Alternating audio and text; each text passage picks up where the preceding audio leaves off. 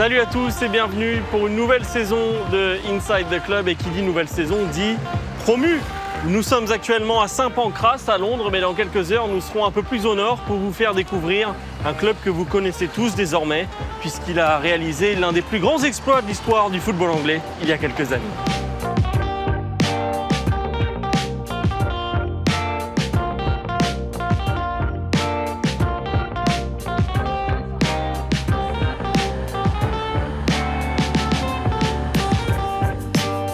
Et oui, vous l'avez deviné, nous sommes bien à Leicester ce week-end. On va se replonger dans cette saison 2015-2016 lorsque les Foxes avaient réalisé l'exploit de gagner la première ligue. Et puis on ira également du côté du King Power Stadium pour découvrir l'ambiance de ce stade et voir ce que les Foxes ont dans le ventre pour leur retour en première ligue.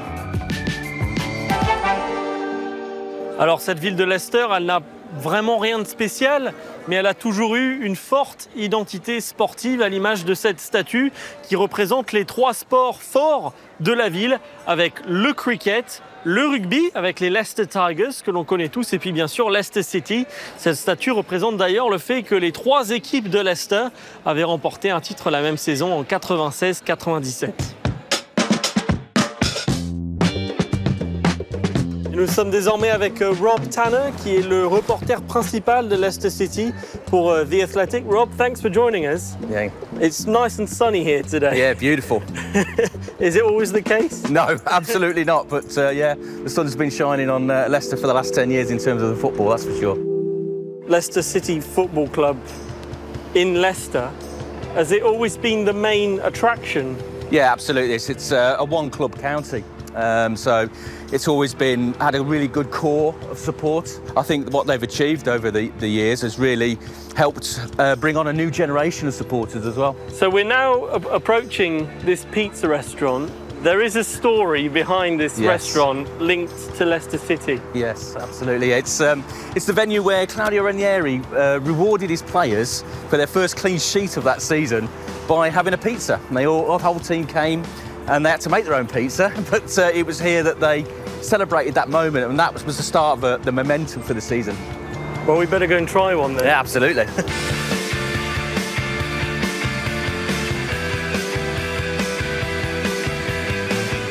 Apart from what we've seen in the last 15 years or so, what is Leicester City Football Club? Well, for many, many years, and most of their history, they're a team that were probably just a little bit too good for the second tier English football, not quite good enough for the top tier. They hadn't won an FA Cup throughout their whole history, obviously hadn't won a title, but they were always involved in promotion pushes and then relegation battles as well. The key moment was when King Power came in. Absolutely, that's when there was serious investment into the club and a lot of ambition. Kunvi Chai, the former chairman, everybody scoffed when he said in Bangkok in a press conference that within 3 years he was going to have Leicester in European football. At the time they were in the Championship. Nobody believed that could be possible.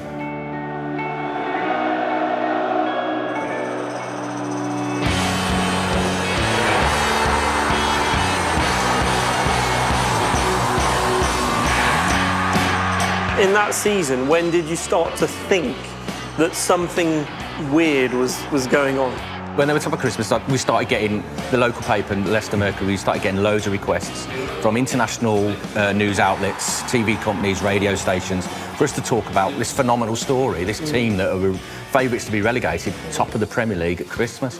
And I remember talking to an American radio station, they couldn't even pronounce the name Leicester, they called it Leicester. And so, like, suddenly the city was being put on the map by the football team. Do you have any outstanding memories? A moment where you felt, is this really happening? Oh, there were so many of those. I mean, you know, the last-minute winners. I mean, there was an earthquake. It literally registered on the Richter scale, an earthquake when they scored a last-minute winner at home against Norwich. Albrighton, Vardy, and Shower! A local university recorded that, and it was just like little moments like that. And on that day, what changed for Leicester City? They became a global force. I mean, after that, we had pre-seasons in America. Before, you know, watching them train in LA with Will Ferrell taking penalties against Shinji Okazaki and Christian Fuchs on Santa Monica Beach, trying to do a Baywatch impersonation, jumping in the sea. Everything changed. They were no longer little old Leicester. They were big news. They played a pre-season game in Sweden against Barcelona and Lionel Messi. Marco Brighton had a photo of himself taken, swapping shirts with Lionel Messi. And what was the heritage for the city as well? Did it change anything for Leicester as a city? Massive boost to the economy. There's so many visitors coming in, especially on the day of the lift of the trophy. There was thousands come from Italy. Just football fans that wanted to share the experience. They didn't have tickets for the game or anything like that, and just wanted to be part of this incredible story. And what's left of Leicester's title-winning season now? Can you still feel something special about the place, or has it? We've still got Jamie Vardy, so he's the one reminder. Marco Brighton announced his retirement recently, so he was the other one that was left from that squad. But there's still reminders around the club. A lot of the legends still work around the club. They've had a bit of a setback in the last couple of years with relegation, unexpected relegation. I mean, at the time they were competing for Europe every year, trying to get back into the Champions League, trying to close the gap, but still being ambitious, perhaps over-ambitious in some extent, and that's led to a great fall from a height. But they're back in the Premier League now, and people still can dream. Cette saison 2015-2016 avait tellement marqué les esprits ici à Leicester qu'un boucher dans ce petit quartier excentré du centre-ville a décidé de créer la saucisse Ranieri.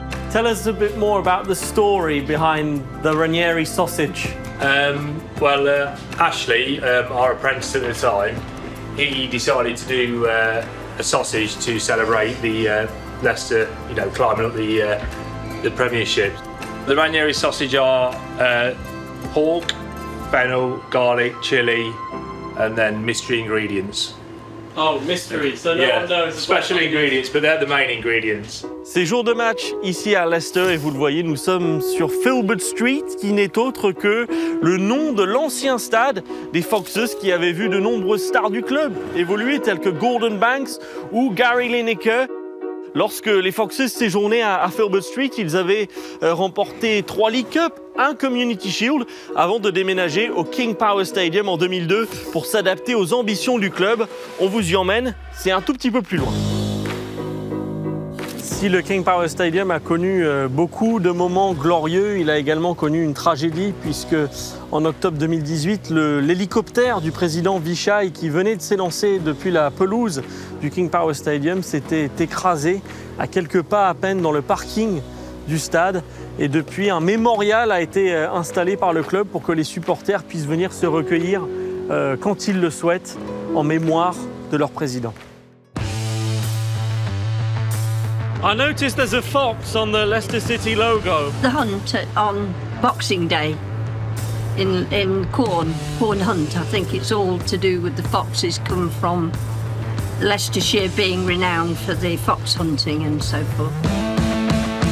Alors la saison dernière, on vous a présenté des stades à l'architecture Archibald Leitch, l'architecte écossais qui date d'une autre époque avec des murs en pierre, des pylônes qui gênaient la vue des spectateurs. Mais ici, le King Power Stadium, c'est un stade typique des années 2000 avec un seul niveau, avec des tribunes uniformes.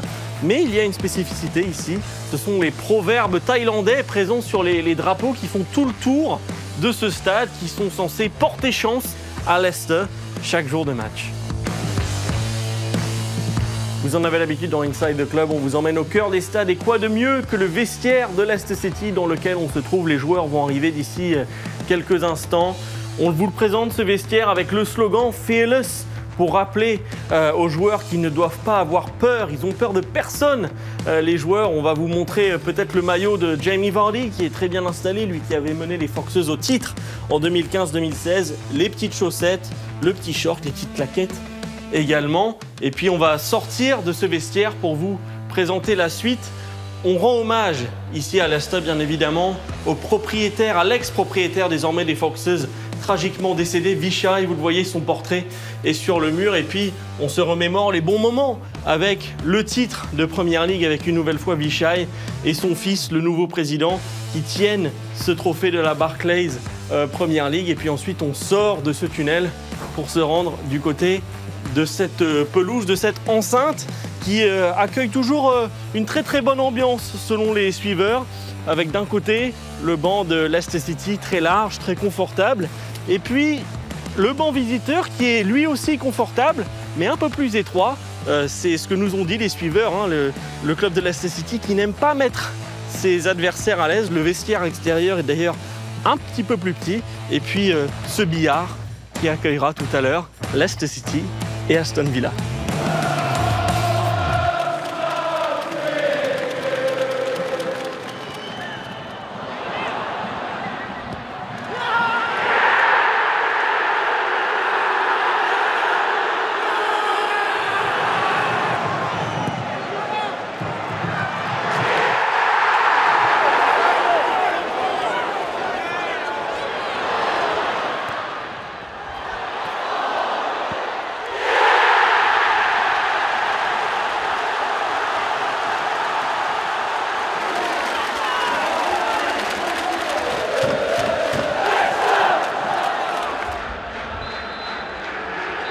Et c'est la fin de ce match. Leicester a poussé jusqu'à la fin. Leicester y a cru.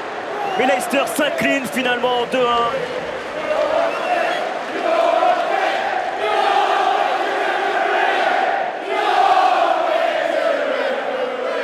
C'est malheureusement une défaite pour Leicester, mais on sent que ces Foxes sont toujours bel et bien présents, à la fois dans les tribunes avec une ambiance du tonnerre, et puis sur le terrain avec une belle bataille jusqu'au bout face à une équipe de Ligue des Champions.